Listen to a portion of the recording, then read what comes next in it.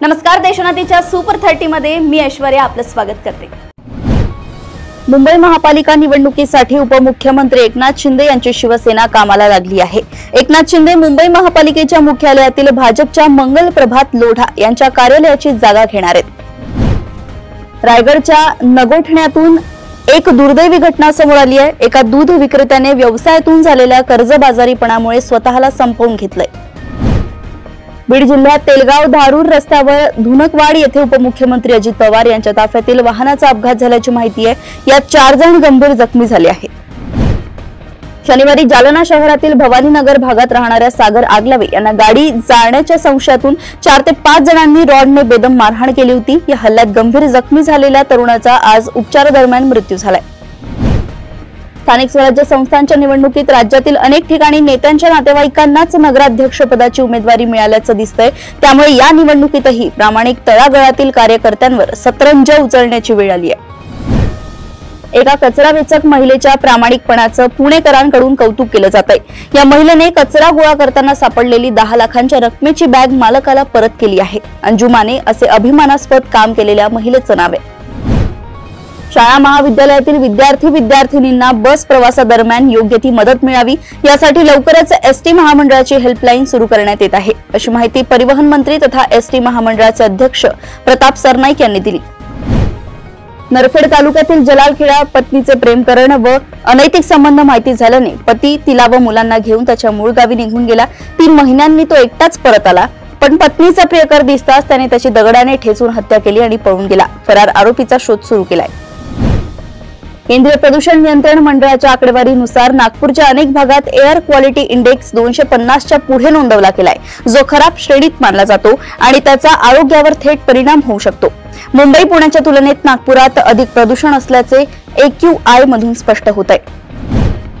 नागपूर शहरातील तेलंगखेडी येथे नामांकित प्रहार मिलिटरी स्कूलमध्ये एका ज्युनियर विद्यार्थ्यानं शाळेतील 9वीतील काही सिनियर विद्यार्थ्यांवर मानसिक आणि शारीरिक छळ केल्याचा गंभीर आरोप केलाय। पालकांना याबाबत माहिती मिळताच त्यांनी शाळा प्रशासनाला घेराव घातलाय। मुंबईच्या विक्रोळी पार्क साइट परिसरातील शिवसेना पक्षाच्या पदाधिकारी सुरेंद्र पाचाडकर यांची घाटकोपर रेल्वे स्थानकाजवळील CGS कॉलनीमध्ये क्षुल्लक झालेल्या वादातून त्यांची हत्या करण्यात आली आहे। या प्रकरणी पोलिसांनी फक्त 19 वर्षांचा अमन श्रीराम वर्मा याला अटक केली आहे। अमरावतीमध्ये वरिष्ठांच्या त्रासाला कंटाळून अमरावती महानगरपालिकेच्या फायर ब्रिगेड कर्मचाऱ्यांनी आत्महत्या केल्याची घटना घडली आहे। बडनेरा झोनमध्ये कार्यरत असलेले राजेश मोहन असे विष प्राशन करून आत्महत्या करणाऱ्या कर्मचाऱ्याचं नाव आहे। पालघरच्या विक्रमगड तालुक्यातील उटावली आदर्श विद्यालयाचा 11 वर्षीय मयंक कुवरा बिबट्याच्या हल्ल्यातून थोडक्यात बचावलाय। शाळा सुटल्यानंतर घरी जात असताना बिबट्याने अचानक त्याच्यावर झडप घातली। मयंकच्या किंकाळ्यांमुळे त्याचा मित्र आणि आसपासचे लोक धावत आल्यामुळे व दगडफेक करून बिबट्याला पिटाळून लावलंय। बीडच्या केजमध्ये एका तरुणाने 20 नोव्हेंबर रोजी मध्यरात्री एका 14 वर्षीय मुलीचे अपहरण केले होते। यानंतर शहरातील एका कॉफी शॉपमध्ये घेऊन जात तिच्यावर अत्याचार केले। आरोपी फरार झाला असून पोलीस त्याचा शोध घेत आहेत।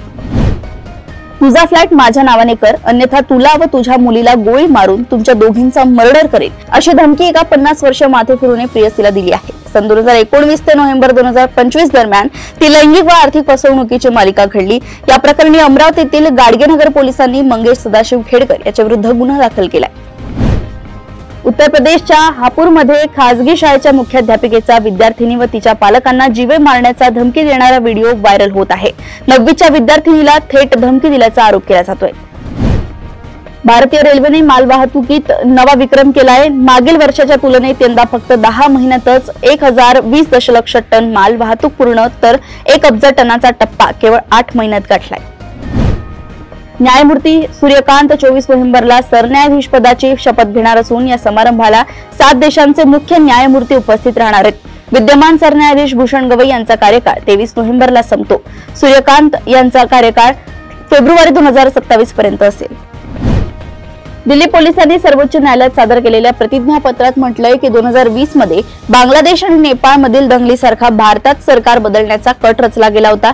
प्रतिज्ञापत्रात उमर खालिद याला देशद्रोहाचा समर्थक असल्याचंही नमूद केलंय।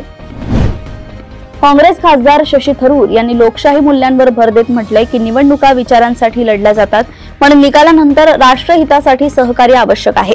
त्यांनी अमेरिकन मॉडेलचा उल्लेख करत भारतातही असे सहकार्य दिसावे अशी इच्छा व्यक्त केली आहे। ट्रम्प यांनी भारतीय मालावर 50% शुल्क लादल्याने अर्थव्यवस्थेवर दबाव येईल अशी भीती व्यक्त केली होती, पण आकडे उलट दिसले। एप्रिल-सप्टेंबर 2025 ते 26 मध्ये भारताची माल निर्यात 220 अब्ज डॉलर्सवर पोहोचली असून गेल्या वर्षी याच कालावधीत ती 214 अब्ज डॉलर्स होती। पाकिस्तानची ISI आणि माजी लष्करी कमांडो बांगलादेशातील बंदरबन, ब्राह्मणबारिया आणि सिल्हेट येथे छावण्यात 125 पेक्षा जास्त लोकांना भारत विरोधी दहशतवादी प्रशिक्षण देत असल्याची माहिती उघड झाली आहे। दुबई एअर शो 2025 दरम्यान भारतीय वायुसेनेचे LCA तेजस हे हलके लढाऊ विमान कोसळल्याची मोठी दुर्घटना घडली। यामध्ये हवाई दलाचा पायलट शहीद झालाय। युद्धावेळची अॅक्रोबॅटिक अत्यंत धोकादायक हवाई कसरत करताना हे विमान कोसळले। 2025 हे वर्ष एका महिन्यात संपणार आहे। या वर्षाच्या अखेरीस एक महामारी येणार असल्याचं भाकीत करण्यात आलंय। हे भाकीत महान संदेष्टा नोस्ट्राडेमस यांनी केलंय। त्यांच्या भाकितांचे तज्ञ विश्लेषण करतायत। राज्य परीक्षा परिषदेकडून घेतल्या जाणाऱ्या शिक्षक पात्रता परीक्षेसह सर्वच परीक्षांमधील गैरप्रकार रोखण्यासाठी आता भारतीय विशिष्ट ओळख प्राधिकरणाकडून आधार पडताळणी उमेदवारांच्या प्रमाणपत्रासाठी डिजिलॉकरची सुविधा दिली जाणार आहे। राज्य सरकारने महाराष्ट्र राज्य पायाभूत सुविधा विकास महामंडळासाठी मनुष्यबळाची कमतरता भरून काढण्यासाठी मोठा निर्णय घेतलाय। या महामंडळात 44 नियमित आणि 32 बाह्य यंत्रणेद्वारे पदे भरली जाणार आहेत। यामुळे विविध पायाभूत सुविधा प्रकल्पांना गती मिळेल। Securities and exchange board of India म्हणजेच सेबीचे चेअरमॅन तुहिन कांत पांडे यांनी डिजिटल गोल्डमध्ये गुंतवणूक करणाऱ्यांना सावध केलंय। सेबीने स्पष्ट केलंय की डिजिटल गोल्डला सिक्युरिटी मानलं जात नाही किंवा कमोडिटी डेरिव्हेटिव्हच्या अंतर्गत देखील ते येत नाही। गुगल क्रोम मध्ये CVE 2025 13223 असा 0 डे दोष आढळला असून हॅकर्स त्याचा गैरवापर करण्याचा प्रयत्न करतायत। गुगलने तातडीने सिक्युरिटी पॅच जारी केलाय आणि सर्व युजर्सना लगेच क्रोम अपडेट करण्याचं आवाहन केलंय। मुंबईतील 252 कोटी रुपयांच्या ड्रग्ज प्रकरणात श्रद्धा कपूरचा भाऊ सिद्धांत कपूर आणि ऑरी यांना अंमली पदार्थ विरोधी पथकाने समन्स बजावलंय। मेफेड्रोन तस्करीशी संबंधित या प्रकरणात दाऊद टोळीचा संबंध असल्याची चर्चा आहे। भारत आणि दक्षिण आफ्रिका क्रिकेट संघातील 2 सामन्यांच्या मालिकेतील दुसरा आणि शेवटचा कसोटी सामना आज 22 नोव्हेंबर रोजी गुवाहाटी येथील बरसापारा क्रिकेट स्टेडियमवर सुरू झालाय। सामन्याच्या पहिल्या दिवशी खेळ संपला तेव्हा दक्षिण आफ्रिकेनं त्यांच्या पहिल्या डावात 6 बाद 247 धावा केल्या। अशाच सुपर 30 बातम्या जाणून घेण्यासाठी बघत रहा देशोन्नती। नमस्कार।